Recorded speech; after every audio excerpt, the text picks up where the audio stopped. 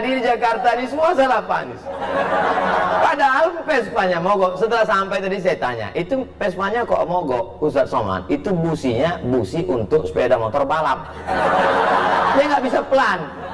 Yang naik Ustadz itu kan pelan. Astagfirullah Rabbal baraya.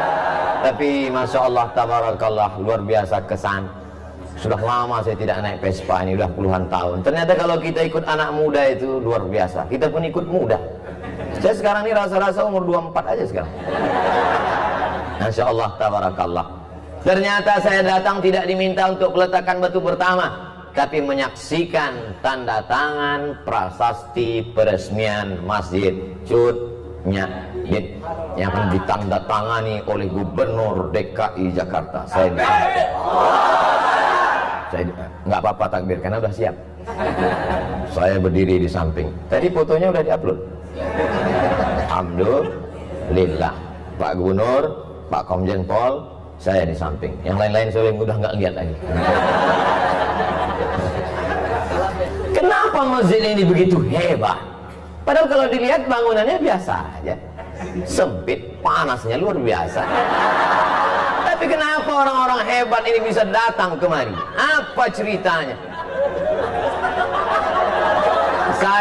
Saya di mana-mana ceramah itu tidak, saya selalu apa yang ada di mulut saya sih. Saya penceramah yang tidak pandai sindir menyindir itu dah. Bukan maksud saya AC ada semua, ada lengkap. Coba lihat, 16 derajat Celcius. Cuman memang ini masjid sudah, kalau bahasa Melayunya, over capacity. Ini kita ini kalau menurut WHO, World Health Organization, ini sudah di luar ambang batas kewajaran. Ini kita sedang berebut-rebut oksigen ini sekarang. Ternyata masjid ini dari namanya luar biasa. Bapak Ibu, saya di rumah ada menyimpan 10 pucuk rencong.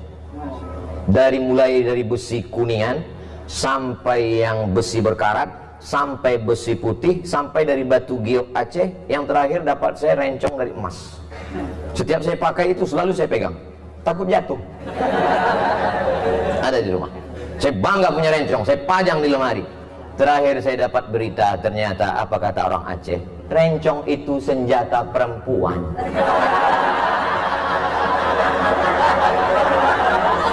Loh, kenapa rencong senjata perempuan? Karena itu membunuh dari jarak dekat. Perempuan Aceh memegang rencong. Ketika dia lihat ada yang membahayakan kehormatannya, harga dirinya, maka dia akan tusuk dari jarak dekat, mati dalam genggaman tangan. Siapa dia? Cut Nyadin. Jadi masjid ini bukan sembarang nama. Jangan ditanya orang, kamu sholat dari mana? Masjid. Masjid apa? Cut Nyadin. Apa filosofinya? Entah. Cut Nyadin adalah manusia perempuan luar biasa. Diasingkan dalam keadaan kena sakit malaria, dibuang dari kampung halamannya. Bagi dia lebih baik putih tulang daripada putih mata melihat tanah kelahirannya diambil oleh Belanda. Alhamdulillah Belanda sudah pulang semua karena teriakan bangsa Indonesia takbir. Lari Belanda, tinggal terong Belanda lagi. Saya pergi ceramah ke Maulabo. Di antara tokoh di Maulabo masih Aceh juga, namanya Teku Umar. Kalau Tengku itu ulama, kalau Teku itu bangsawan, bangsa yang hidup di awan. Teku Umar bangsawan. Ketika saya meminum kopi di warung di depan Masjid Islamic Center, tertulis di situ gambar Teku Umar besar. Andai aku mati, maka aku mati syahid. Andai aku hidup besok pagi, aku masih bisa minum kopi. Ternyata mereka menghadapi hidup itu simpel, tidak ribet, tidak jelimet. Hidup itu biasa aja, guys. Jangan terlalu hidup ini dibuat payah. Andai aku mati malam ini, mati syahid. Andai hidup besok pagi, masih bisa minum kopi. Hidup sudah pahit, jangan minum kopi pahit. Tapi jangan ditulis di baju kaos. Ini banyak anak muda dapat ide langsung tulis, hidup sudah pahit, jangan minum kopi pahit. Dipakai sholat berjamaah.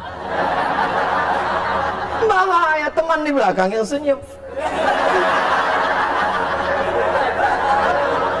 Makanya kalau ke masjid jangan pakai baju yang bertulis-tulisan, polos aja seperti baju saya, baju Pak Anies. Kami tidak pernah bersepakat untuk satu warna. Beliau pakai baju biru, saya pakai sal biru. Memang ternyata orang kalau sehati itu memang. Saudara yang dimuliakan Allah Subhanahu wa taala, apa kelebihan masjid ini? Namanya punya kelebihan, perjuangannya. Maka setiap orang yang sholat di sini mengambil prinsip perjuangan itu. Sedang perempuan saja tidak mau menyerah kepada Belanda, apalagi laki-laki. Kamu laki-laki apa perempuan? Gitu kalau jawab. Sekarang banyak juga laki-laki ini ketika tanya, "Kau laki-laki apa perempuan?" Eka sebenarnya perempuan, terjebak di tubuh laki-laki.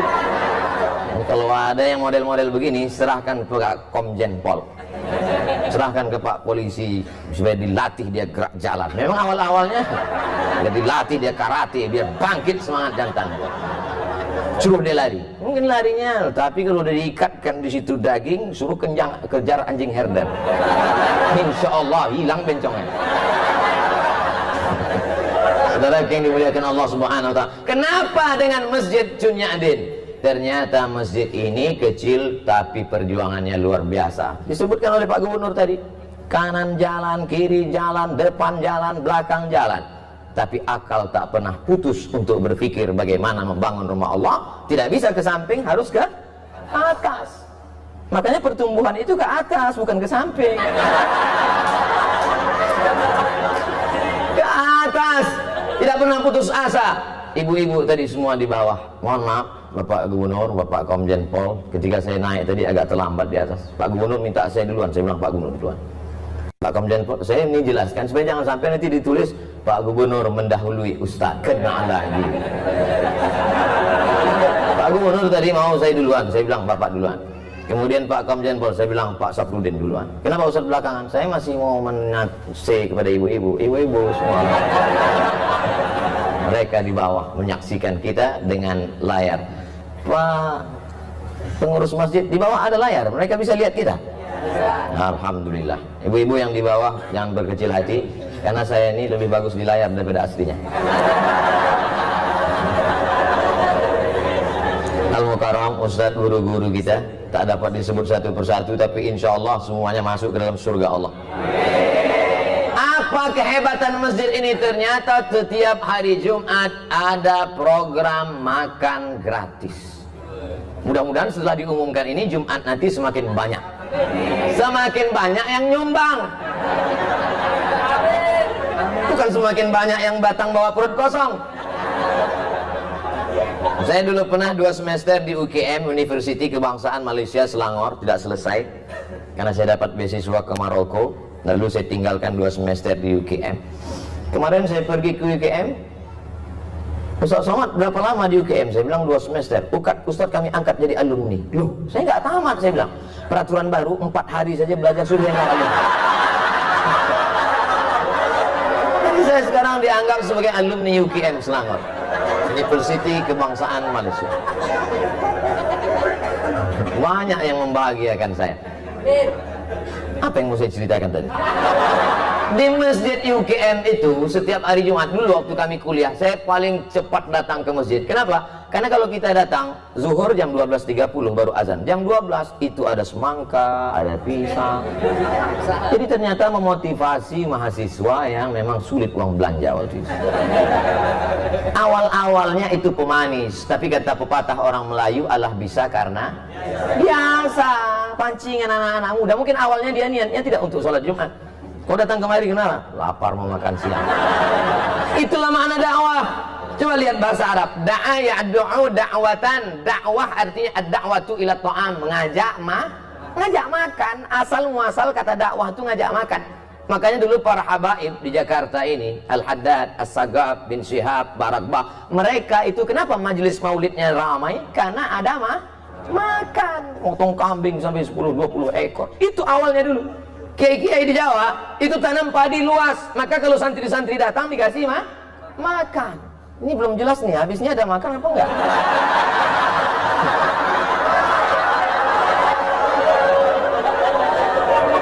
Makanya dakwah itu lembut. Gimana kalau ngundang orang makan? Lembut kan? Bapak, nanti silakan datang ke rumah ya, insya Allah ada makan. Dan setelah sampai ada makanan terhidang, nyuruhnya juga lembut. Silakan makan, lembut kan? Kira-kira ada nggak orang nyuruh makan? Mana ada? Itulah asal muasal dakwah. Jadi dakwah dalam Islam itu, apa kata Nabi? Maukah kamu aku tunjukkan suatu amal, kalau kamu lakukan kamu akan berkasih sayang. Apa dia? Afsyus salam, tebarkan salam. Tebarkan salam dengan baik. Saya tadi di masjid ini sedang diajarkan betapa hebatnya Allah Subhanahu wa taala. Ada gubernur, ada DPRD, ada Bapak Komjen Pol, ada polisi, ada tokoh masyarakat. Mereka semua hebat-hebat, tapi tidak satu pun berhasil menggeser waktu sholat walaupun kurang 9 menit lagi. Apa kata pengurus? Menjelang azan maghrib, mari kita bersolawat. Salatullah, tengok belum juga. Salamullah, belum juga. Betapa agama tidak bisa diamandemen. Apa maksud Ustadz sebenarnya? Ya salam, nggak bisa diganti.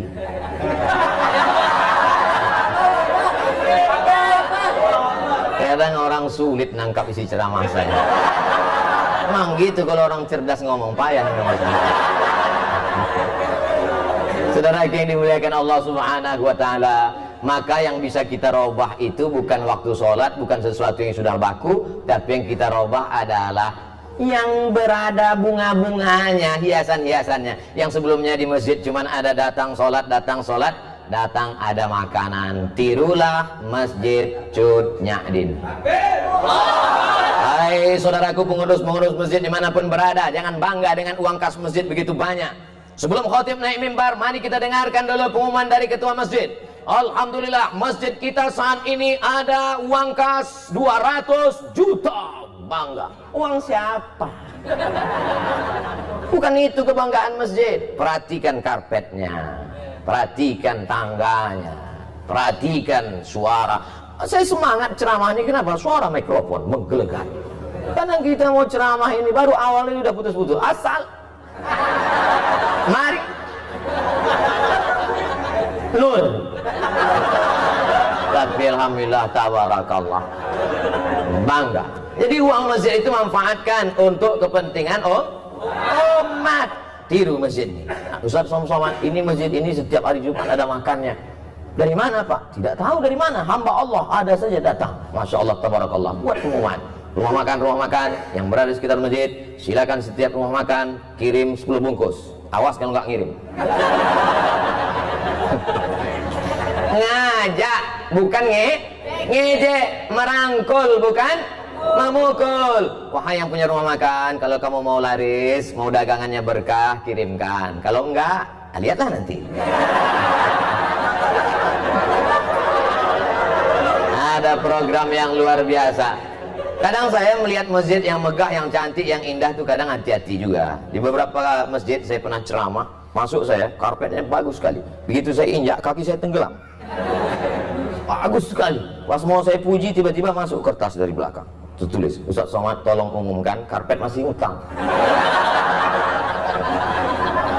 Tapi dari tadi Masjid Cut Nyadin, Masya Allah, tabarakallah, indah. Lampunya indah, kaligrafinya mantap, terang benderang. Kadang di beberapa masjid saya ceramah direkam gelap. Ada komen di YouTube itu, Ustadz muka hitam sesat. Tapi di Masjid Cut Nyadin, Masya Allah, tabarakallah, cantik dan indah. Apalagi program-program yang ada, anak-anak muda diajar silat. Ini ada program anak mudanya di sini diajar silat. Ya, sekarang banyak orang pandai bersilat, silat lidah. Bukan itu, anak-anak muda kita. Selamatkan anak kita dari narkoba, selamatkan dari LGBT, selamatkan dari pergaulan bebas. Anak muda, hawa nafsu bergelora, darahnya bergejolak. Ini kalau tidak disalurkan pada kegiatan yang positif, dia akan rusak. Maka kalau mau anak muda Anda selamat, datanglah tiru program Masjid Cut Nyadin. Hai seluruh pengurus-pengurus masjid di seluruh Indonesia, Malaysia, Brunei Darussalam, Thailand, Patani Selatan, Moro, Filipina. Ustaz kok pede kali ngomong? Loh, ini kan akan diupload, jangan lupa subscribe, like, and share.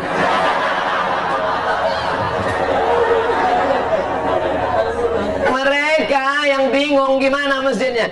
Mohon maaf, kita kadang berkecil hati di sebagian masjid itu. Maaf beri maaf, ini tidak ada terjadi di Jakarta. Adapun di Jakarta, Pak Wakil Ketua DMI tadi sudah ngasih tahu, masjid di Jakarta sholat subuhnya sudah seperti sholat Jumat.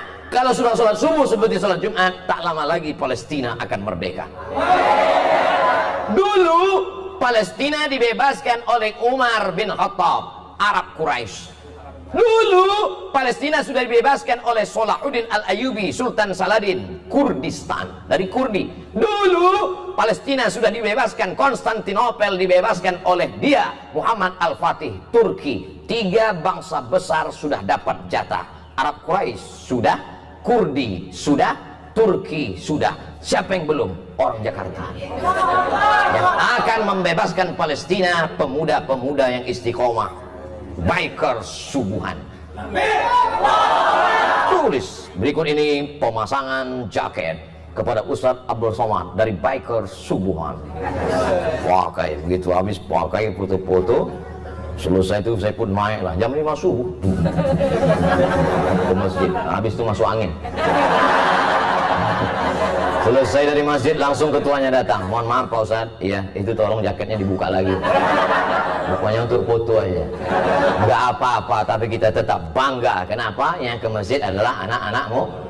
Oh enggak, itu di Jakarta. Di tempat lain menyedihkan.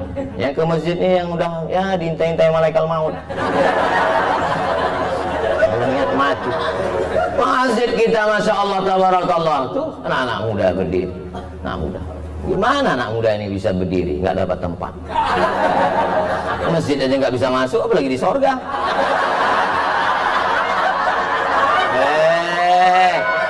Ustadz Somad jangan sombong ya. Justru orang yang sombong itu yang tidak akan masuk surga. Betul? Loh, mana yang la yadkhulul jannah, tak masuk surga man kana fi qalbihi, siapa yang dalam hatinya mithqala habbatin min khardalin min kibrin, ada sombong sebesar biji sawi. Saya akan menyampaikan ini tepat pada 7.20. Setelah itu saya mohon izin. Loh, Ustadz yang ngajak orang sholat berjamaah apa nggak sholat isya? Saya sudah jamaah takdim. Ini perlu saya jelaskan, jangan nanti jadi fitnah. Ustadz Somad diajak oleh gubernur nggak sholat isya berjamaah. Pak Gubernur lagi yang kena.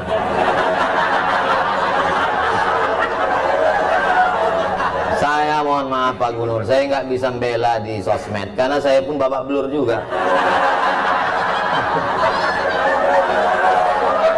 Tapi insya Allah kalau kita tidak ada dendam, tidak ada marah, semuanya enjoy, semua kritikan itu kita anggap sebagai cara orang untuk menunjukkan bahwa kita rendah di hadapan Allah Subhanahu wa Ta'ala. Saya kemana-mana kalau di Jakarta salaman, cium tangan. Orang Jakarta kalau di Sumatera cium sekali. Jakarta kalau di Riau, di tempat saya di Medan cium sekali. Jakarta cium auto reverse, tuk tuk tuk tuk.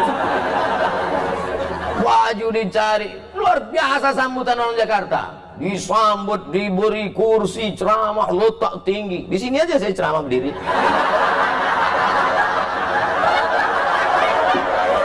Biasa.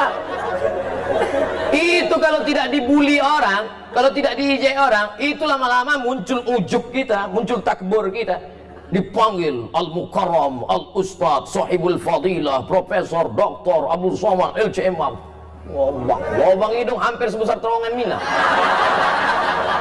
Tapi begitu kita dibully, diajai orang baru sadar. Di situ dia panggil aja, Somad, Tomat, kurus kering krempeng gitu.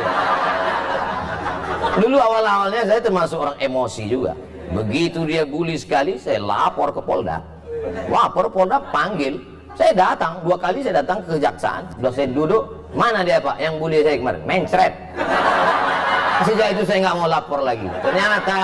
Ternyata yang di internet bully itu pengecut semua. Pernah jumpa saya di parkiran mobil.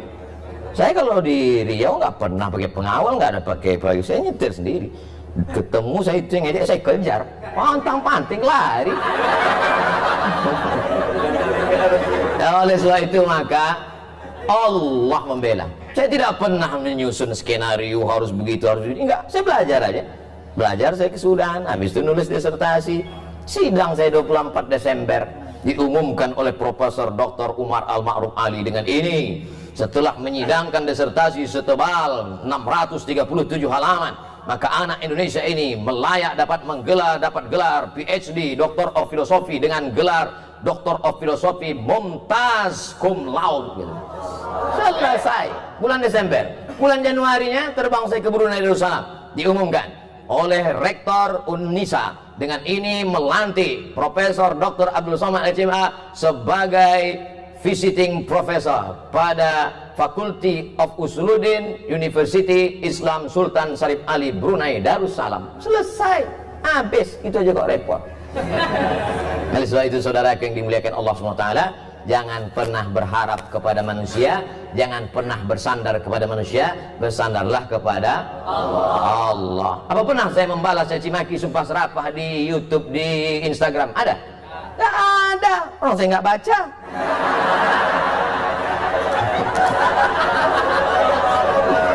Saudara yang dimuliakan Allah SWT, apa gunanya ucapan kita iyyaka na'budu wa iyyaka nasta'in? Mungkin begitu cara Allah ingin menghapuskan dosa kita, mungkin begitu cara Allah ingin mengangkat derajat kita. Bayangkan, kita tidak pernah memikirkan dia sekalipun, tapi dia memikirkan kita 24 jam, siang malam dia berpikir gimana cara membuli, gimana cara membuli. Sementara kita nggak pernah memikirkan dia walau sedetik pun. Kasihan deh lu. Loh, kok jadi curhat jadinya? Saudara yang dimuliakan Allah Subhanahu wa taala, maka masjid itu yang dijual adalah programnya. Kalau sholat cuman masjid dipakai untuk cuman sholat Jumat, apa gunanya masjid? Allahu Akbar, Allahu Akbar. Kami pun mampir ke masjid. Saya diundang jam 4 subuh. Naik mobil dijemput, datang. Pas dengar suara azan, kami pun mampir. Ini udah dengar suara azan. Kami pun mampir. Rupanya azan handphone. Masjid dikunci. Masjid berikutnya kami mampir lagi, dikunci. Sampai saya terpikir, kenapa nggak mereka tulis aja di pintu itu, Masjid Al-Ikhlas, Jumat saja. Tempat tidak boleh disebutkan, menjaga kode etik jurnalistik. Sampai akhirnya kami lihat ada masjid yang buka, masjid rumah makan. Alhamdulillah kita bisa sholat subuh, sudah lewat 20 menit. Sampai di dalam masjid, lihat supir truk tidur semua. Bau ngences, bau air liur semua. Saya panggil tim ngomong sama resepsionis rumah makan itu, kasir ngomong. Apa ngomong sama dia Pak Ustadz? Kasih tahu, ganti karpet itu, jangan biarkan orang tidur di masjid, bau masjid, kotor. Kenapa nggak Ustadz yang ngomong? Badan dia tegak. Kita cari tim yang tegap. Satu tim ngomong, Pak, itu masjid rumah Allah, kenapa dibiarkan karpetnya kotor? Kenapa dibiarkan orang-orang tidur di sana? Itu bukan tempat buang najis kotoran, itu adalah rumah Allah. Baik Pak, iya kami akan ganti. Kebetulan tim kita ini tegak, besar, kumisnya melintang. Kalau kau punya jabatan, kau punya kekuasaan, kau punya otot yang tegap, pakailah untuk menolong rumah Allah Subhanahu wa ta'ala. Ustaz Abdul Somad suaranya aja besar. Banyak orang mengatakan, apa itu Ustaz Somad itu Ustaz keras? Suaranya, hatinya lembut, selembut sutra. Kalau tak percaya, belahlah dadaku. Saudara yang dimuliakan Allah Subhanahu wa ta'ala, maka apapun yang kita punya, penyerahan plakat penghargaan kepada yang sudah memberikan hartanya untuk Masjid Cut Nyak. Kira-kira plakat itu dibawa mati nggak? Tidak. Lalu maksud Ustaz plakat itu untuk Ustaz aja? Enggak. Plakat itu letakkan di rumah, anak cucumu akan melihat, dia akan bertanya, papa, mama, itu apa? Plakat. Plakat itu apa? Diberikan oleh Masjid Cut Nyak. Papa dulu ada minta enggak? Enggak. Untuk apa? Supaya mendidik mereka. Seringkali kita berkata bersedekahlah. Papa udah sedekah? Belum. Tapi ini langsung bersedekah dengan pemberian. Bapak mungkin tidak penceramah, Bapak mungkin tidak populer, Bapak mungkin tidak punya follower seperti yang dikatakan pembawa acara tadi 1 juta. Itu yang ada perlu saya luruskan itu. Dulu setahun yang lalu 9 juta follower. Hilang. Sekarang yang baru ini 2,6. Yang baru ini 2,6. Ini nampaknya habis ketemu Pak Anies hilang juga ini.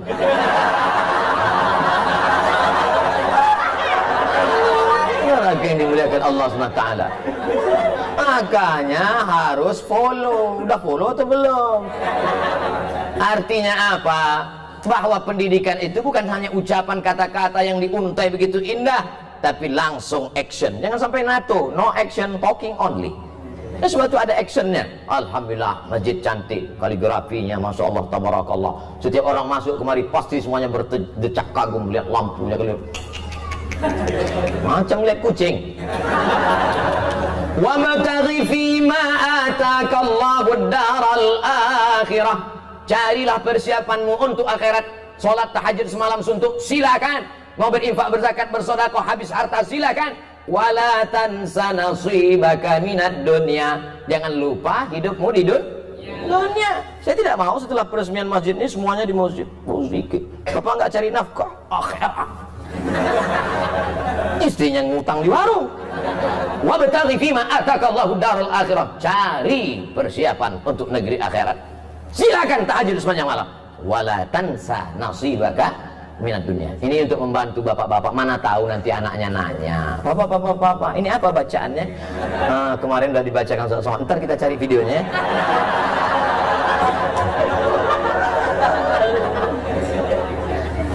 Yang punya masalah dalam hidup, hidup adalah tempat masalah. Berani hidup, berani menghadapi masalah. Takut hidup, jangan.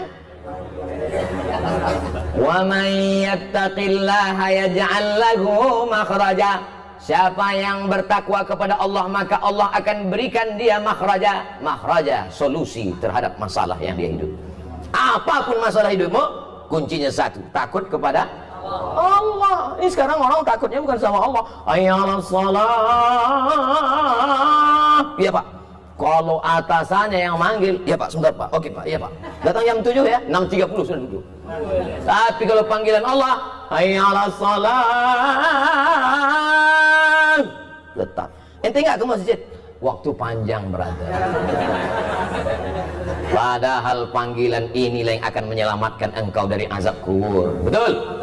Panggilan inilah yang melapangkan alam barzahmu. Maka sebelum salam kau katakan, Allahumma inni a'udzubika min azabi jahannam, wa min azabil qabri, wa min fitnatil mahya wal mamat, wa min syarri fitnatil masihid Dajjal. Itu yang menyelamatkan engkau di hadapan Allah. Inna awwala ma yuhasabu bihil 'abdu yaumal qiyamah. Yang pertama kali dihisab, dihitung, dikira pada hari kiamat nanti salatuhu. Malaikat tidak akan tanya, dulu kau sempat jadi kepala dinas, kepala badan, kepala kantor. Malaikat tidak akan tanya, kau dulu PNS apa non PNS, apa honorernya nggak diangkat-angkat. Yang akan ditanya adalah salat. Al-akhillah. Semua orang yang berteman, berkawan, bersahabat di dunia, ba'dhum li ba'dhin adu. Mereka akan menjadi musuh di akhirat. Gara-gara kamu nggak sholat. Gara-gara kamu aku nggak sholat. Kenapa? Gara-gara kamu aku pakai narkoba. Kamu salah juga. Kenapa mau aku aja? Gratis sih. Tapi orang bertakwa illal muttaqun. Orang bertakwa akan saling memuji, puji, memuji. Gara-gara Bapak saya tahu masjid itu cantik dan indah. Gara-gara Pak Umar saya datang ke Masjid Cernyaandin. Kalau tidak maka mungkin sampai mati saya tak akan mampir ke masjid ini. Jazakumullahu khairal jaza. Nanti Bapak Ibu kalau sudah melihat nanti di surga, masuk ke dalam surga, sudah ketemu dengan Pak Gubernur Anies Baswedan PhD, sudah ketemu dengan Bapak Komjen Pol, sudah ketemu dengan Bapak Zen Bajeber. Loh, Ustaz Somad di mana? Jangan heran, saya bukan terlambat, tapi saya sudah duduk di VVIP. Nampaknya ada yang nggak ikhlas. Yang nyuruh doa gitu Nabi. Apa kata Nabi? Idza sa'altumullaha fas'aluhul firdaus. Kalau minta surga, mintalah surga Jannatul Firdaus. Tapi nggak semua orang pede minta Jannatul Firdaus.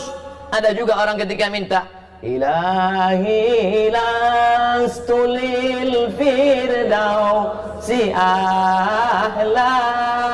Dia tidak minta Jannatul Firdaus, malah dia ngomong, aku nggak layak masuk Jannatul Firdaus ya Allah. Ilahi, ya Allah, lastu, aku tak layak lil firdaus, bagi surga Jannatul Firdaus ahla, aku tak layak masuk surga. Jadi kau nggak mau masuk surga, kalau gitu masuk neraka ya. Wala aqwa ala naril jahimi. Kalau gitu kamu masuk neraka, aku pun nggak kuat masuk neraka. Jadi gimana? Mau masuk surga katanya nggak layak, mau masuk neraka katanya nggak kuat. Jadi gimana malaikat? Udahlah masukkan aja di kaki-kaki limanya nggak apa. Nah, itulah yang dari sekarang udah kelihatan yang di emperan-emperan masjid itu, insya Allah masuk juga. Jangan sangka diri kau hina, tapi husnuzonlah kepada Allah. Apa kata Allah dalam hadis qudsi? Ana inda husni zanni abdi bi. Aku menurut prasangka hambaku kepadaku. Maka bersangka baik kepada Allah. Tapi sangka baik ini setelah ibadah.